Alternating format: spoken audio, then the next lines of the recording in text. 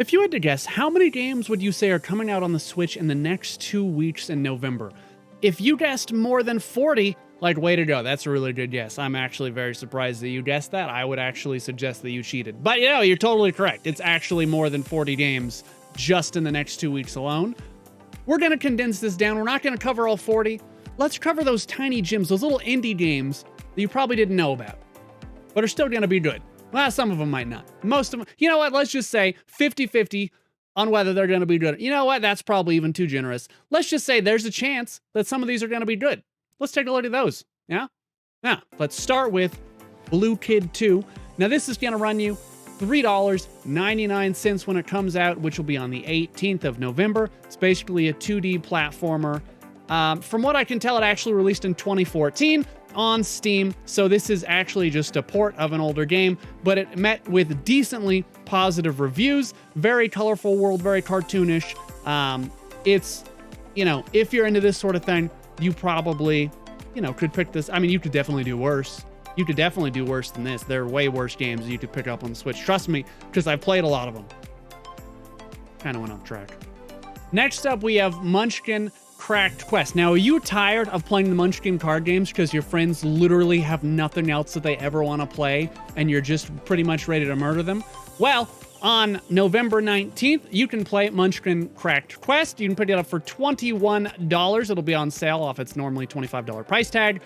It basically takes the card game and gives you a digital arena to play around in, an action combat kind of a game. You still have the cards that you can pick up and use, and that randomness factor that everyone loves on Munchkin. And who doesn't love getting completely screwed by the card draw? That's pretty sure that's everyone's favorite thing. And now you can screw over your friends in a multiplayer environment in Munchkin Cracked Quest. Next, on November 19th, we got Zumba Burn It Up. Have you ever just said to yourself, wow, I need to get my fat ass off the couch and really burn some calories on the Nintendo Switch? No, you haven't, nor has anyone else ever. So I don't know why they moved this to the Switch. It doesn't even have motion capture. It just literally plays videos that you follow along to. You'd probably just hop on YouTube and do that. Next, on November 19th, we have everyone's favorite racing game. No, it's not Mario Kart. Get out of here with that. No one likes that game anymore. Everyone's about Garfield Kart Furious Racing. That'll run you $29.99. This game, for whatever reason, got very popular on Steam with people putting thousands of hours into it. I'm pretty sure it's a meme. Maybe this is your jam now, portable and on the go, so you can make your friends miserable when you go over to their houses telling them to play it.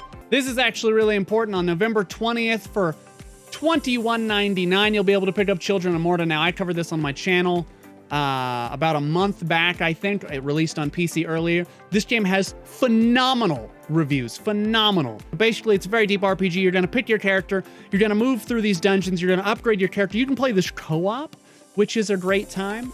And it's very skill-based. You die because you messed up. It's never the game's fault. So upgrade your character, get new skills, abilities, weapons. It's just so much fun to play. Children of Morta is a great game. Highly recommended. November 20th. On November 19th, we're getting Unicorn Princess? Are you kidding me? I couldn't even find this on Nintendo's official site. But on November 19th, we're getting Unicorn Princess for $40.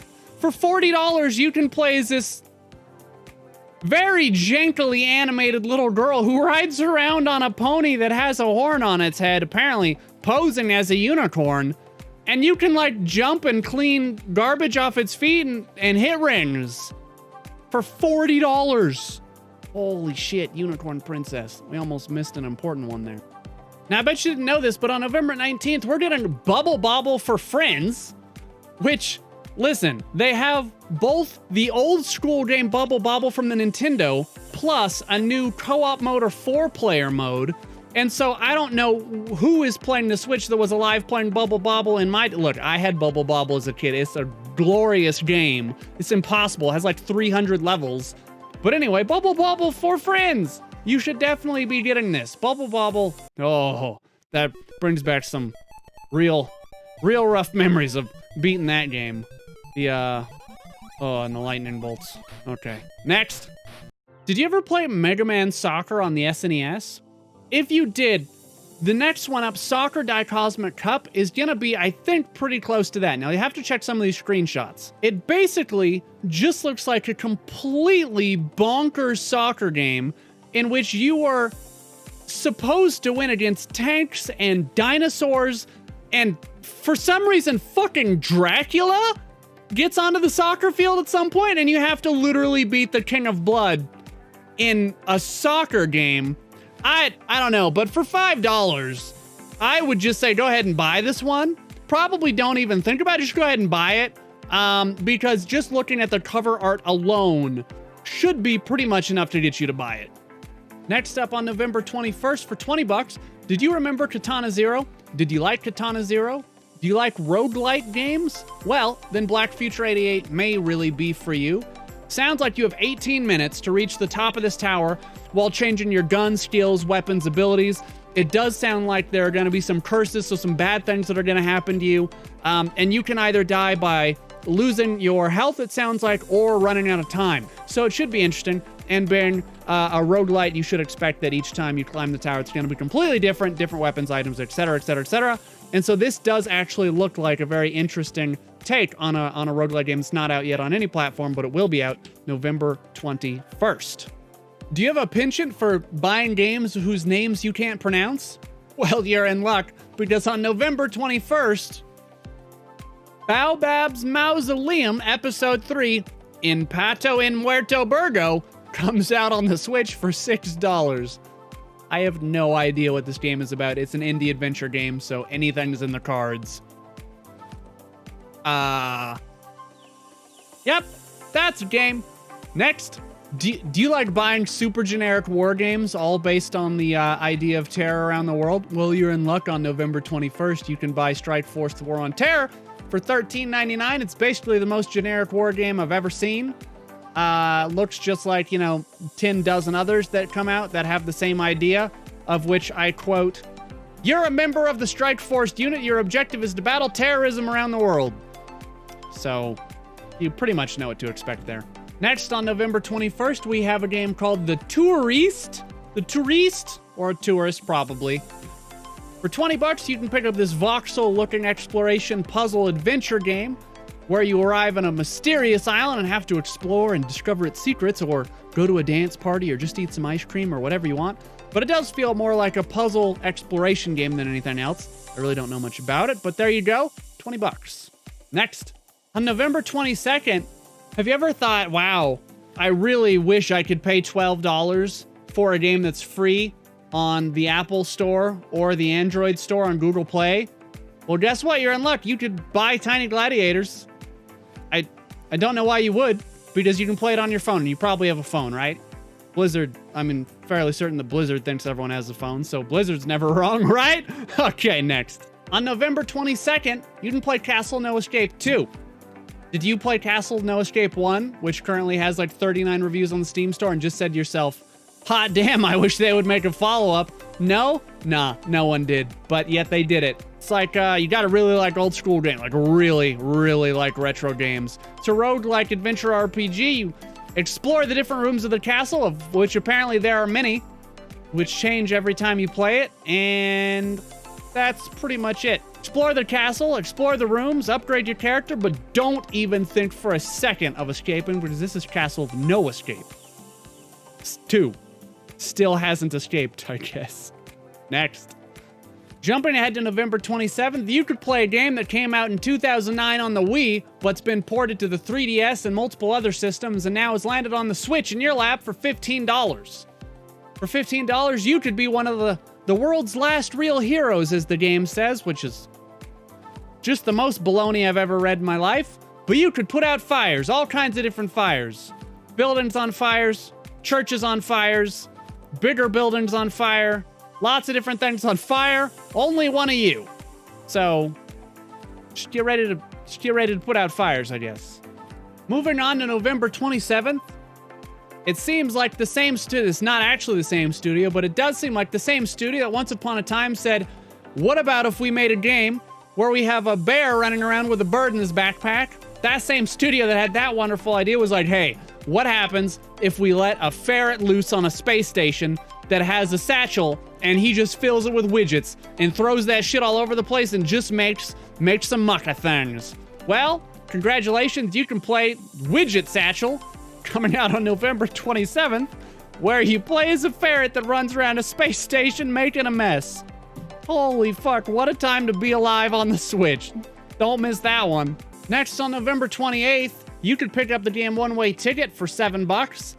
Now, the best that I can find is that this was a visual novel, originally in Chinese only, that came out on Steam years ago, with very mixed reviews, and it describes itself as one-way ticket as a visual novel loosely based around actual events, which I just believe means they, like, picked a ship once that had maybe, like, an engine problem, and suddenly people start turning up dead. What a game premise. I can't wait to play this on November 28th.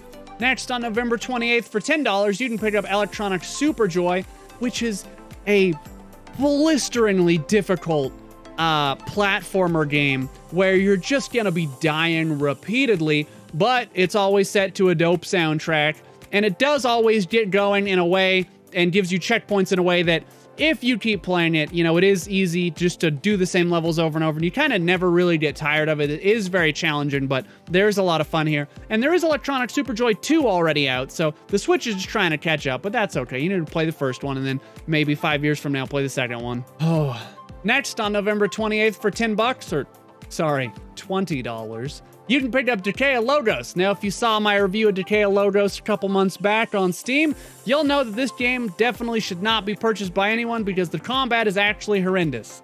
It's really, really just awful. You should not play this. Don't play this. We're doing so little. We died. We got stuck on his leg because our character started to run up, and then we died. Next, on November 28th for $25, we have probably the most inappropriate game that I've seen on the Switch yet, whose tagline here is "I bought you." I don't think this game goes to any good place, but I'm sure lots of people are gonna buy it. Then on November 29th, you can buy all 4 of the Five Nights at Freddy's games separately for different prices. If you've never played them, they're spooky games in which you try to survive 5 nights at Freddy's if it wasn't painfully obvious. These games are very old. They're just porting them to the Switch now. I don't think you're going to get the same kind of experience on the Switch as you would on the PC, but, you know, to each their own if you haven't played them. They're definitely worth trying, at least the first one, which is cheaper than the 4th one. I can't really say whether one's better than the other, but, you know, if you're into horror games and you have a Switch and literally nothing else to buy, maybe pick this up. Lastly, November 29th, we have Where the Water Tastes Like Wine for $20. Now, this is going to be a really, really niche game. It came out on Steam quite a while ago to really highly positive reviews, but understand that this game is a really specific niche game for most people. It is a narrative-driven adventure game in which you don't really do too much. You wander across the United States, running into different people, and just basically sharing stories and talking about where you were going and what they were doing. And it's really a great game if you can get invested in that kind of gameplay, but I do realize it's pretty much for a really small crowd. It's basically the visual novel of, you know, narrative adventure games, I think is basically what it is. So that's it. Those are your games for the second half of November 2019. As you can see behind me here, everyone knows that Pokemon Sword and Shield is coming out for me tomorrow, and so if you haven't already picked that up or known anything about it, just know that that is going to be probably the biggest release of the rest of the year on the Switch as far as I know. But that's it. So definitely, you know, as always, let me know what you think. Let me know what you thought in the comments down below. I enjoy talking to you guys about games. If you want to see these kinds of other series, I do one on Steam as well. We're covering every 2 weeks, so I'll have another one of these out in 2 weeks from now, which will be the second week of, or the first week of December, I believe. But yeah, if you want to get involved, join the Discord, hit me up on Twitter or Instagram or any of that. And until next time, burn bright, everybody.